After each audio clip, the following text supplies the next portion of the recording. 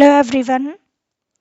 आज हम एक नया टॉपिक कर रहे हैं जो हमारा किस नाम से है, प्रत्यक्षण, जिसको हम इंग्लिश में क्या बोलते हैं, परसेप्शन बोलते हैं हम इसको इंग्लिश में।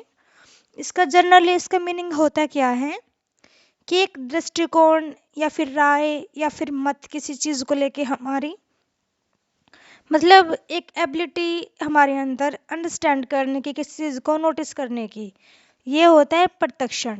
अब हम इसको थोड़ा अच्छे से डीपली समझ लेते हैं।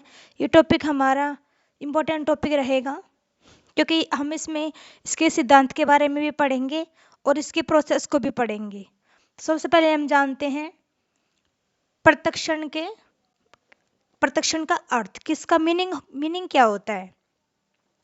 जो प्रत्यक्षण होता है वो पिछले अनुभवों या कोई अदर हमारे एक्सपीरियंस है, हमारे अनुभव हैं, आवश्यकता मतलब हमारी नीड के अनुसार या अपेक्षा के आधार पर संवेदी जानकारी को चुनना, उसको व्यवस्थित करना, उसकी व्याख्या करना, कि ये एक प्रोसेस है। मतलब कि कहने का मतलब क्या है कि जो प्रत्यक्षण है वो हमारे एक्सपीरियंस को, हमारे नीड को, वो उसको अच्छे से उसको मतलब उसको सिलेक्ट करते हैं, उसको अरेंज करते हैं और उसको अच्छे से एक्सप्लेन करते हैं।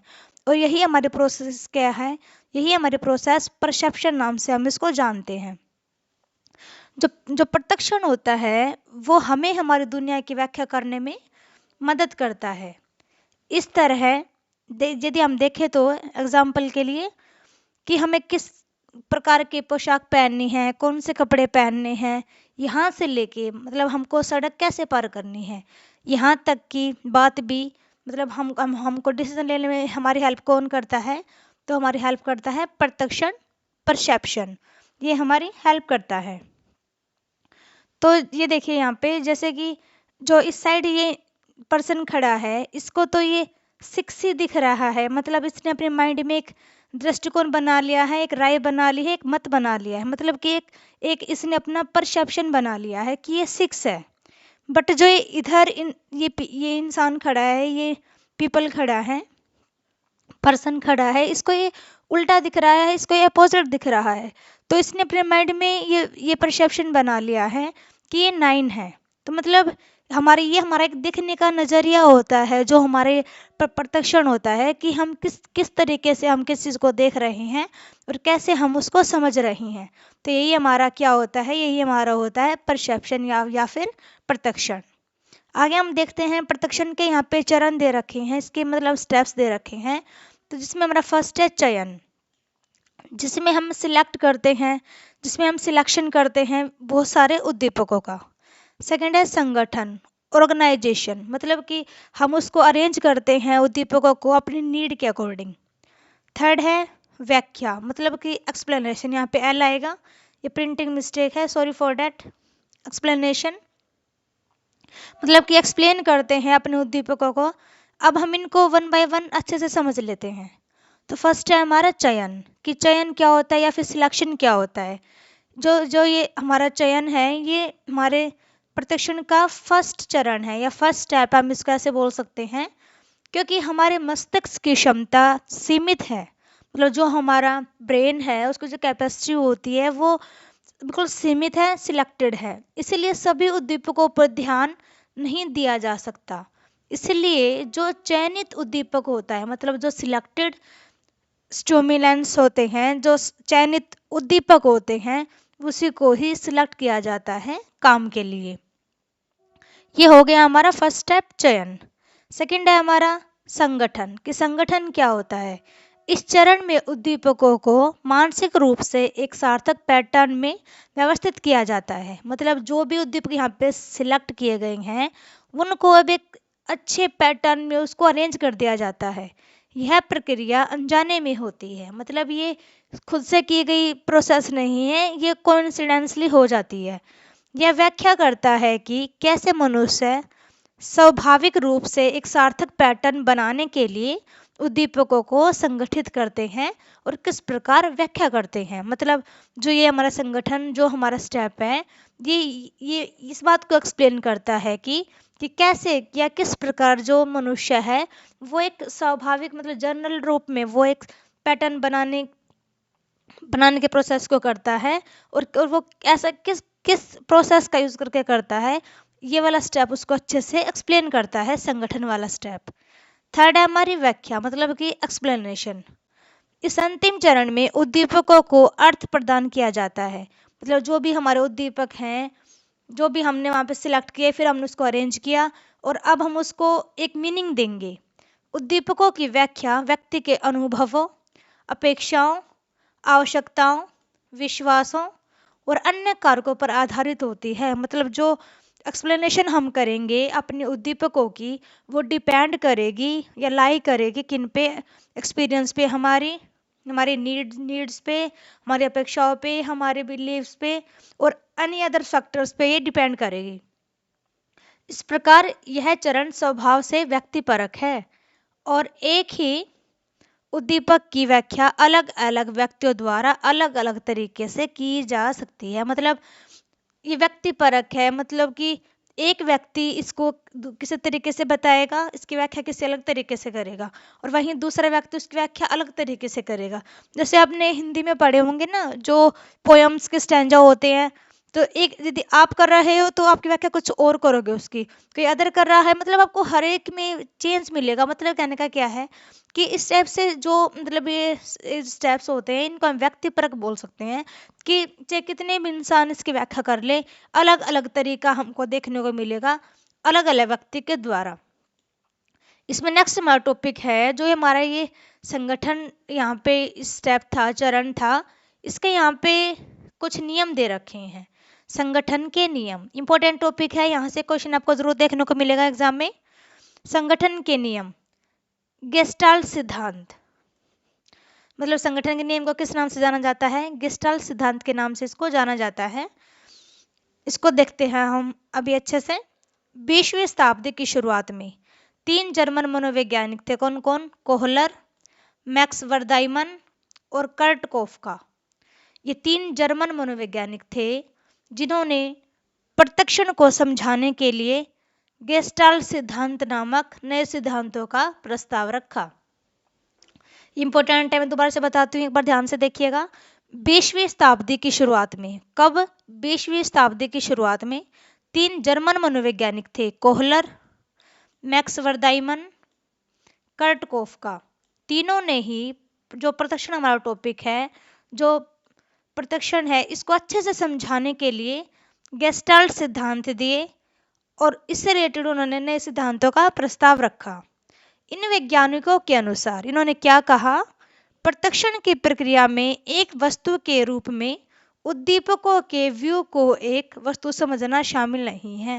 मतलब जो एक वस्तु के बारे में यदि हम बात कर रहे हैं और हम उद्दीपकों के मतलब व्यू को या उसके नजरिए के, उसके तरीके को हम एक वस्तु समझ रहे हैं, तो ये चीज हमारे प्रत्यक्षण में ऐड नहीं होगी, बल्कि इसमें एक पैटर्न की तलाश करने की हमारी प्रवृत्ति शामिल है। मतलब इसको कहने का मतलब क्या है कि हमको एक पैटर्न तलाशना है, एक पैटर्न को हमको सर्च करना है जो कि हमारा यूज होगा प्रत्यक्षण की प्रोसेस में।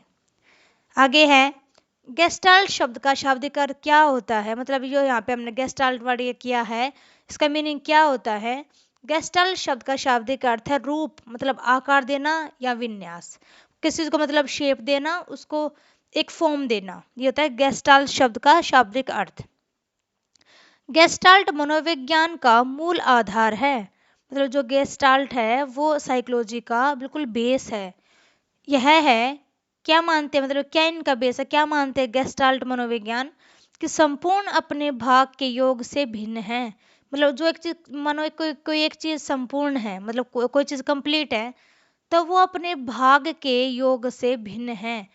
मतलब ये समझाना चाहते हैं गेस्टाल्ट मनोवैज्ञानिक हमको, जो संपूर्ण चीज होती है वो अपने पार्ट्स के योग से भिन्न है, ये बात ये हमको समझाना चाहते हैं।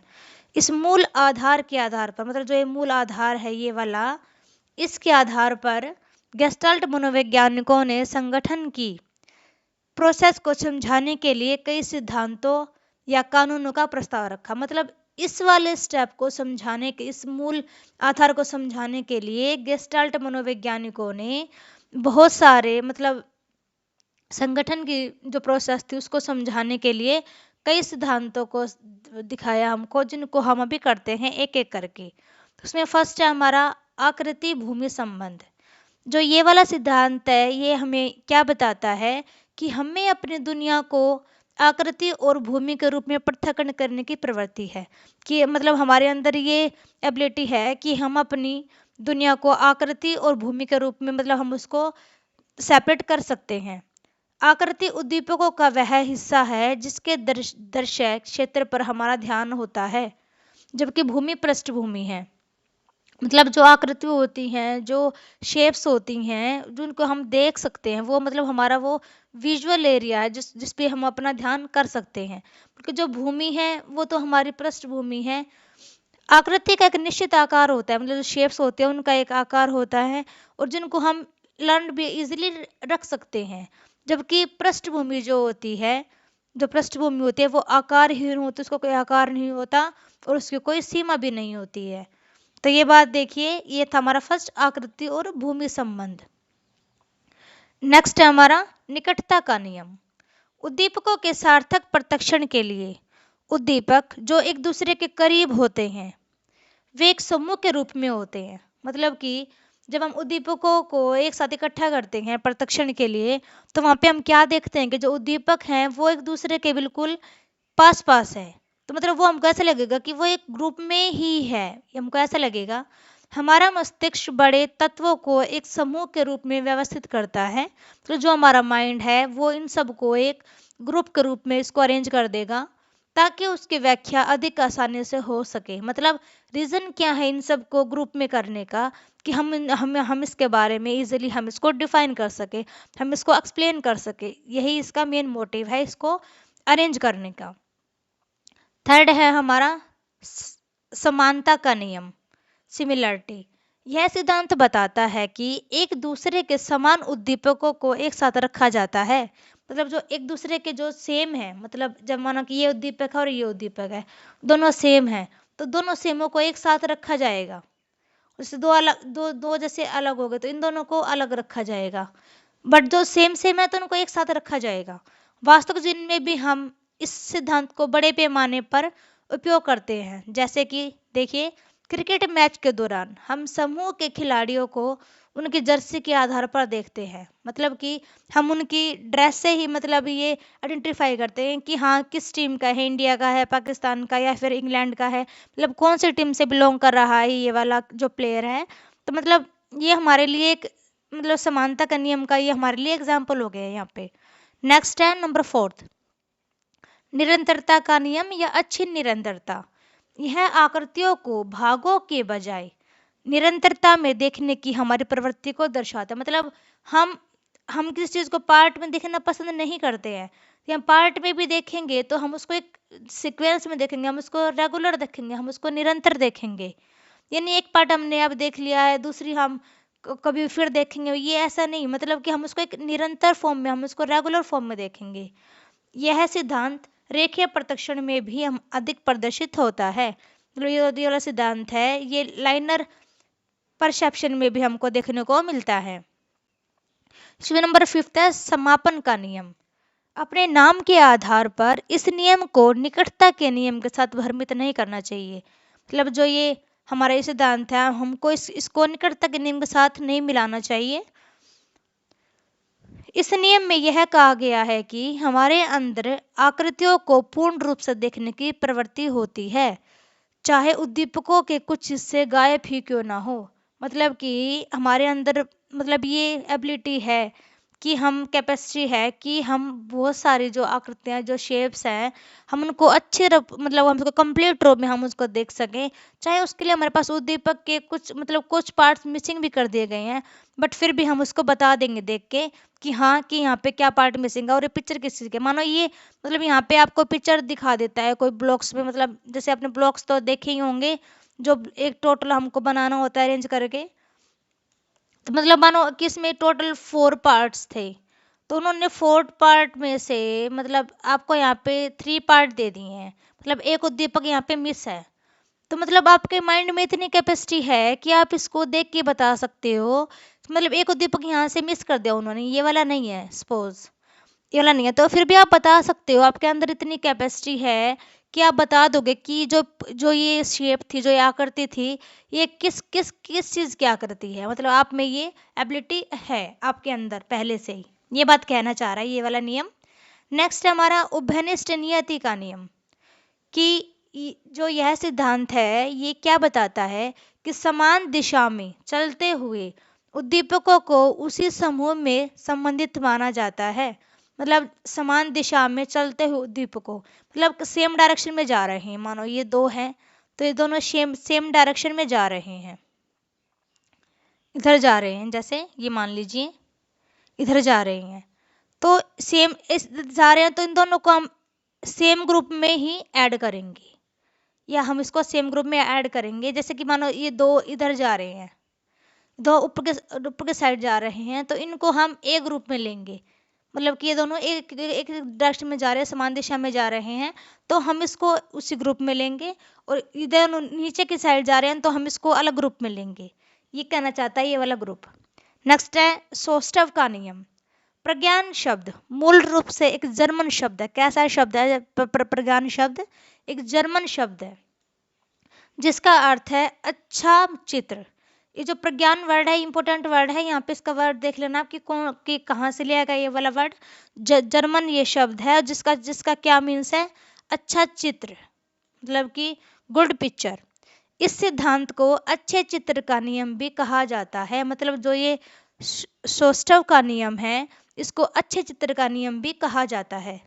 इस सिद्धांत के अनुसार उद्दीपकों को समूहीकृत करने के लिए सभी संभावित तरीकों में से हम उद्दीपकों को सबसे सरल आकार में समूहीकृत करते हैं। मतलब कि जब हम बात करते हैं उद्दीपकों को ग्रुप में करने की, तो उसके लिए बहुत सारे तरीके होते हैं, बट हम कोशिश करते हैं कि हम सबसे सरल, सबसे इजी, सबसे सिंपल वाला हम वेद अपनाएं इसको ग्रुप में करने के लिए। इस प्रकार हम कह सकते हैं कि सरल रूप हमारे द्वारा समझे जाते हैं, कि जो इजी रूप होते हैं, जो सरल भाषा होती है, हमें वो बहुत जल्दी समझ में आती है और हमारे द्वारा उसे आसानी से समझा जाता है। तो यही हमारा टॉपिक था आज का, प्रत्यक्षण, परसेप्शन, जो मैंने आपको कराया है। आई होप कि आपको समझ में आ गया होगा अच्छे से, क्योंकि एक बार कर लोगे ध्यान से तो हो जाएगा। एक बार हम दोबारा से जल्दी जल्दी रिकैप कर लेते हैं। मैंने आपको बताया था पहले प्रत्यक्षण की होता है क्या है ये एक ऐसी प्रक्रिया होती है जिसमें हम अपने अनुभवों, आवश्यकताओं को हम उसको चुनते हैं, उसको अरेंज करते हैं और उसकी व्याख्या करते हैं। इसके अलावा जो प्रत्यक्षण होता है ये हमारी दुनिया की व्याख्या करने में हमारी हेल्प करता है। उसके बाद मैंने आपको ये बताया था यहाँ पे। उसके बाद देखिए हमने यहाँ पे प्रत्यक्षण के चरण किए थे, 3 चरण थे। सबसे फर्स्ट था चयन, संगठन, व्याख्या। फिर मैंने आपको इनके बारे में बताया था कि कैसे हम इसमें सिलेक्ट करेंगे उद्दीपक को, फिर हम उसको अरेंज करेंगे और लास्ट में हम उसको मीनिंग देंगे। देन हमने किए थे संगठन के नियम या फिर गेस्टाल्ट सिद्धांत हमने किए, जो कि 20वीं शताब्दी की शुरुआत में 3 जर्मन मनोवैज्ञानिक थे, कोहलर, मैक्सवर्थ दाइमन, कर्ट कोफका। इन्होंने ये सिद्धांत दिए थे, गेस्टाल्ट सिद्धांत।